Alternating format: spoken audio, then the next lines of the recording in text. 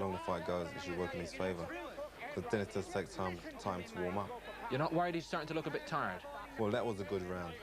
They gave it their raw in that round, and obviously that would take a lot out of both fighters. I mean, they've been giving it very good shots. Both chins have been tested to the full. Harding looks quickly to have stepped up a gear, though, in that round.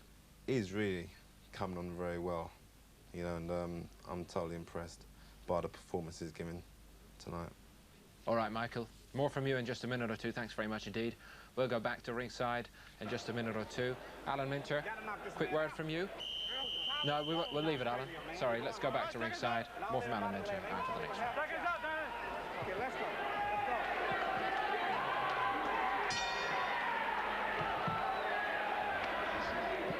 Just underway in the 9th round. The 8th round being Jeff Harding's best round to date, wouldn't you say, Alex? Yeah, absolutely. Let's see if we can sustain the action or whether Dennis Andries gets his second, third, fourth win wherever he is. Oh, man. That uppercut is such a dangerous punch. He's landed it a number of times, tries it again. Because that can really bust up a man's nose and give him a lot of trouble breathing. Harding has not seemingly been affected by it. Both of these fighters bleeding from the mouth. Doesn't appear to be serious for either one of the two. But when you look at the two fighters between rounds, Jeff Harding clearly appears to be the better in shape. Good body punch there by Harding. There's a baseball card show taking place here in Atlantic City, and how's that? There's the Yankee Clipper Joe DiMaggio sitting next to the splendid splinter, Ted Williams, two of baseball's greatest players taking in the fight here today in Atlantic City. Maury Will's also here. Joe DiMaggio, though, is a real good fight fan. He's the kind of guy to show up a fight whether he's doing a baseball card signing or not. Well, I bet both of those guys are saying spring training was never this tough. Hitting the little white ball doesn't seem so hard compared to what these two are doing to each other. Each of these fighters would like to have a baseball bat in their hands right now. I don't know if they could hurt each other. Oh, a good combination from Harding. The crowd sensing a momentum shift. And Jeff Fennick, Harding's Australian teammate and friend over in the front row on the other side of the ring, about to hyperventilate. There's just really not a lot to analyze here, Dan. I mean, you hit me, I'll hit you, and who's in the best condition, and who can take the punch the best, and who can throw the most punches. That blow from Andries hit the glove of Harding. Don't be confused by the sound. We are in the 9th round of this championship fight. A good left by Andries. You pointed out about Harding, but you know, neither of these men is really sucking for air. They both just... It's unbelievable. Again, Harding on the ropes and not showing the ability to get out. And again, it's Andries who more or less lets him off, although Harding comes out with a pretty strong left. Jeff Harding is a little bit too upright there. He's throwing punches, but he needs to bend like that.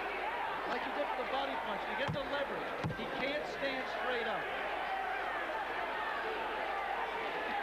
The waning seconds of the 9th round. What more can you ask for?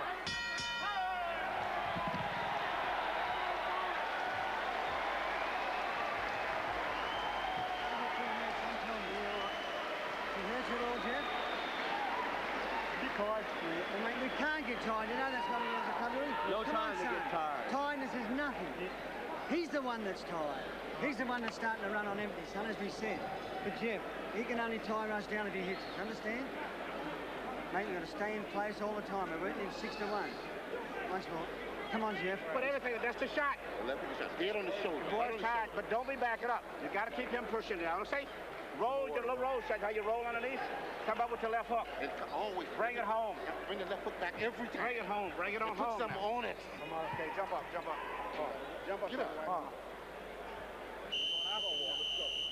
You're warming up, man. All you got. Second up. Let's go. Left hook.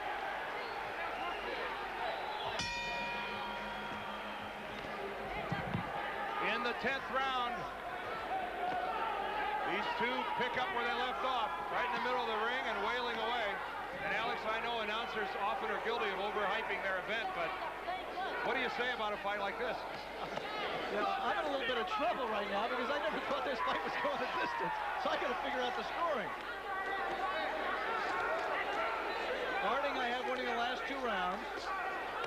He's climbed back into it. I think he'd have to at least win 2 out of these last 3. That's the way my scorecard reads as well, that he would have to win 2 of the 3 to have a shot at it. Because it was Dennis Andries through the first 6 rounds, with maybe Harding stealing the 3rd.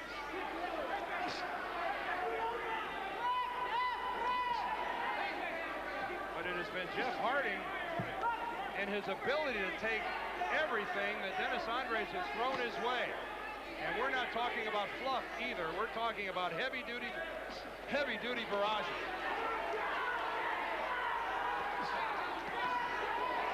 A good example there. 2 good lefts from Andries.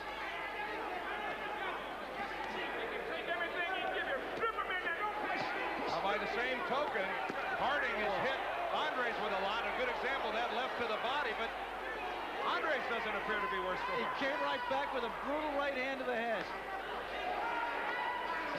That slit over the left eye of Harding is just starting to open again. Dennis Andries shaking his head as he backed out of that last exchange.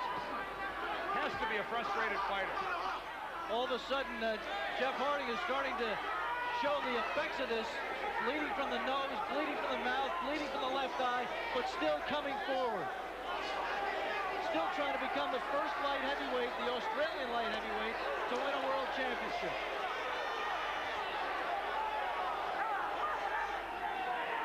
He's got the heart of a big-time fighter.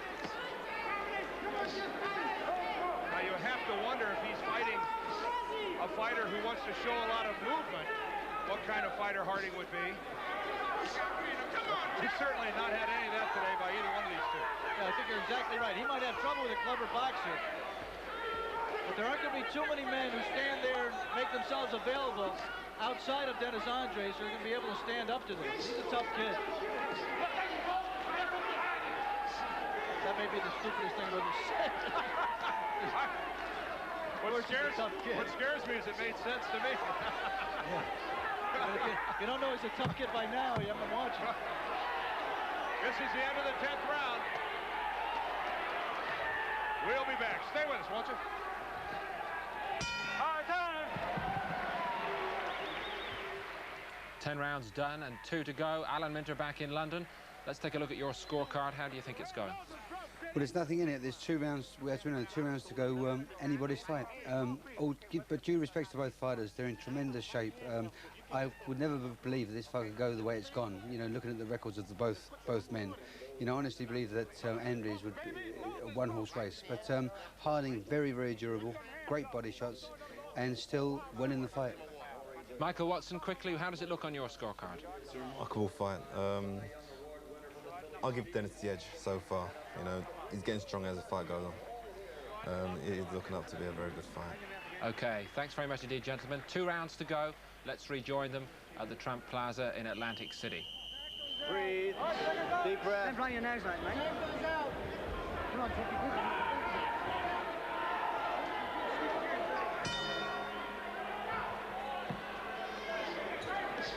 That's the bell that begins the 11th round for the WBC World Light Heavyweight Championship here at the Convention Center in Atlantic City. Dennis Andries wearing the gold, Jeff Harding, the challenger, wearing the black. And these 2 have wailed away on each other for 10 rounds. I'm Dan Yerdorf along with Alex Wallow, and some punishment has been dished out, chewed, digested, and neither one of these guys showing much in the way of an effect. Well, Harding bleeding from the nose now. But again, it's difficult to tell whether it's more along the line of abrasions or really something internal. When somebody bleeds from the nose like Harding is bleeding, you wonder whether he has broken that nose.